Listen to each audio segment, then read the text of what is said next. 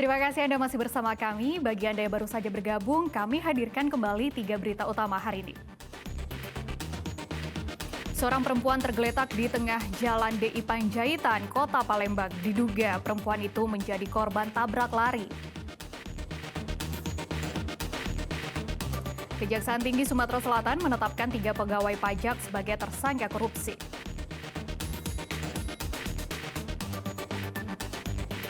Penderita penyakit diare meningkat di Ogan Komering Ulu. Penderita didominasi anak-anak dan balita.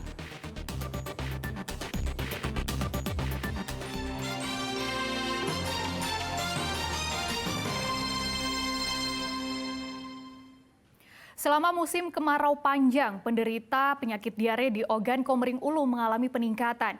Penderita penyakit diare didominasi anak-anak dan balita.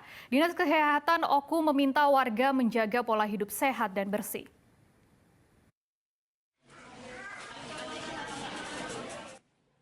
Penderita penyakit diare di Ogan Komering Ulu terus mengalami peningkatan. Setiap harinya Puskesmas Ogan Komering Ulu melayani 5 hingga 10 orang penderita penyakit diare. Mereka yang terserang penyakit diare didominasi oleh anak-anak dan balita. Terhitung sejak bulan Agustus hingga Oktober 2023, sebanyak 1.100 penderita penyakit diare di Ogan Komering Ulu. Masyarakat diimbau untuk melakukan pola hidup bersih dan sehat serta hindari mengkonsumsi air sungai dan tidak melakukan buang air besar di sungai. Pada masyarakat yang ada di Kabupaten Ogan Komering Ulu untuk tidak lagi melakukan buang air besar sembarangan di sungai yang ada di Kabupaten Ogan, dikarenakan dapat menyebabkan beberapa dampak penyakit, terutama di musim kemarau ini diare. Pada umumnya penyakit diare terjadi akibat mengkonsumsi makanan dan minuman yang terkontaminasi virus, bakteri, dan parasit. Penyakit diare dalam waktu lama dapat mengakibatkan radang usus. Dedi Irwansyah melaporkan dari Ogan Komering Ulu. Bawaslu dan Satpol PP Ogan Ilir mencopot sejumlah alat peraga kampanye, caleg, dan partai politik yang dinilai melanggar aturan. Tindakan itu diambil karena belum masuk masa kampanye. Petugas gabungan terdiri dari Bawaslu, Dishub, dan Satpol PP Ogan Ilir melakukan penertiban alat peraga kampanye yang terpasang di Kota Indralaya, Ogan Ilir. Alat peraga kampanye berupa poster, baliho, dan spanduk ini dicopot karena dinilai telah melanggar aturan, sebab alat peraga kampanye dipasang sebelum waktunya. Berdasarkan keterangan Bawaslu Ogan Ilir, terdapat ratusan alat peraga kampanye yang disita.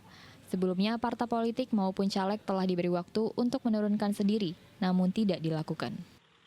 Kriteria yang kita tertibkan adalah APS. APS ini adalah alat sosialisasi, yang mana sosialisasi ini hanya mensosialisasikan nomor partai politik dan gambar partai politik.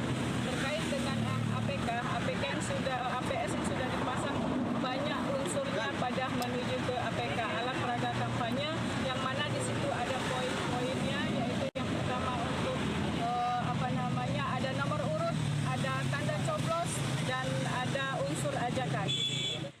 Semua alat peraga kampanye yang disita dibawa petugas ke kantor Bawaslu Kabupaten Ogan Ilir. Bawaslu Ogan Ilir menghimbau agar semua partai politik maupun caleg dapat mematuhi aturan pemilu yang telah ditentukan. Dedi Irwansyah melaporkan dari Ogan Ilir. 2 bakal calon presiden mengunjungi sejumlah wilayah di Indonesia untuk bersafari politik. Ganjar Pranowo menghadiri Maulid Nabi di Kota Palembang, sementara Anies Baswedan bersilaturahmi dengan Ikatan Cendekiawan Muslim di Kota Makassar. Ganjar Pranowo hadir dalam acara Maulid Nabi Muhammad yang diadakan Majelis Zikir dan Syair Munajah Al-Hidayah Kota Palembang. Kehadiran Ganjar disambut sejumlah ulama dan jemaah majelis zikir. Selain itu, hadir pula pendukung Ganjar Pranowo dalam acara ini. Menurut Ganjar, pertemuan dengan tokoh masyarakat Palembang kali ini sebagai bentuk silaturahmi. Dalam kesempatan ini, Ganjar menyempatkan ngobrol santai untuk menyerap aspirasi warga, dan jika nantinya terpilih sebagai presiden, Ganjar diminta memperhatikan kondisi di Sumatera Selatan. Oh iya, silaturahmi. Kita sudah janji dulu dan baru bisa hadir hari ini, dan tadi Pak Haji cerita banyak sekali ya tentang harga karet, tentang harga sawit, tentang hak-hak tanah, tentang para pekerja yang butuh perlindungan sehingga mereka tetap bisa bekerja. Saya kira sebuah cita-cita luhur tidak hanya sekedar usaha tapi menciptakan lapangan pekerjaan. Sehingga tadi kita diskusi cukup banyak bagaimana para pengusaha yang sudah berinvestasi mendapat kepastian hukum. Sementara warga berharap Ganjar dapat menjadi sosok yang mengayomi dan berpihak pada kepentingan rakyat. Mudah-mudahan menjadi sosok yang mengayomi dan berpihak pada rakyat. Terima kasih sebelumnya karena beliau artinya mengapresiasi kegiatan yang digelar oleh Majelis Zikir Syair Munajah Al-Hidayah yang dipimpin oleh Habib Qasim.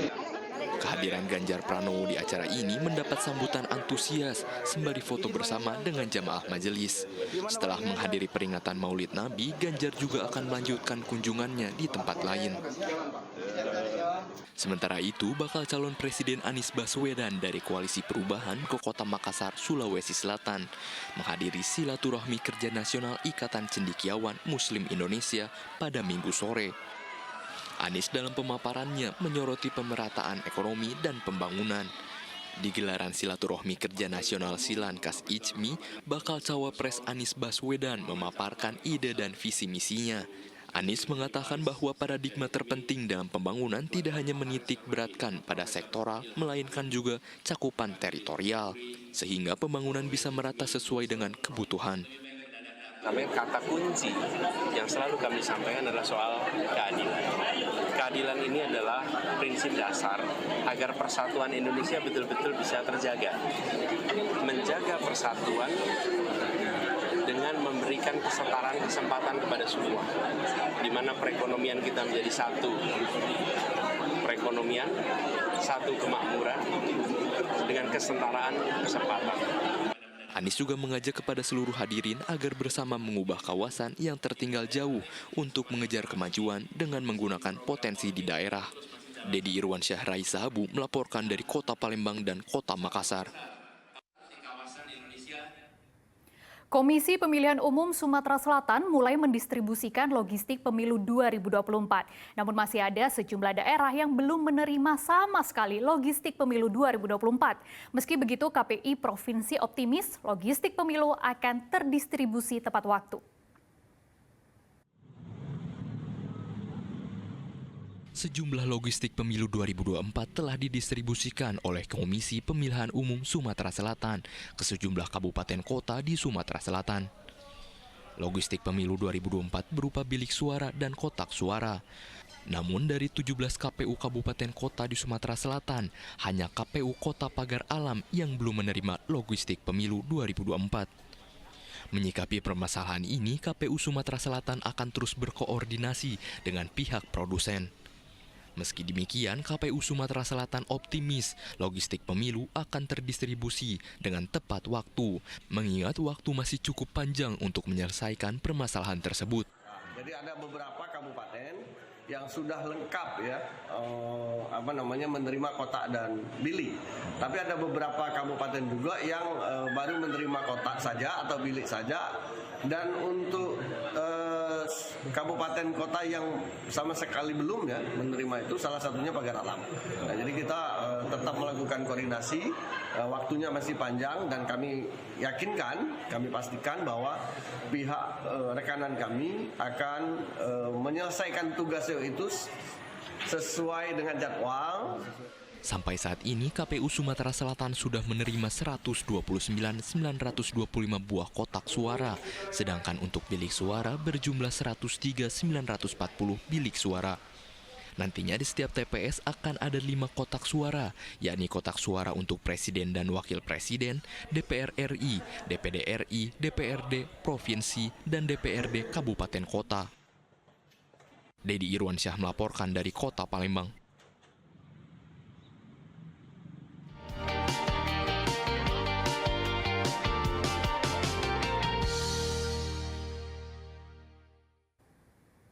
Laporan tersebut mengakhiri berita Palembang hari ini. Saya Frin Meriana berterima kasih atas perhatian dan kebersamaan Anda. Selamat beraktivitas dan sampai jumpa.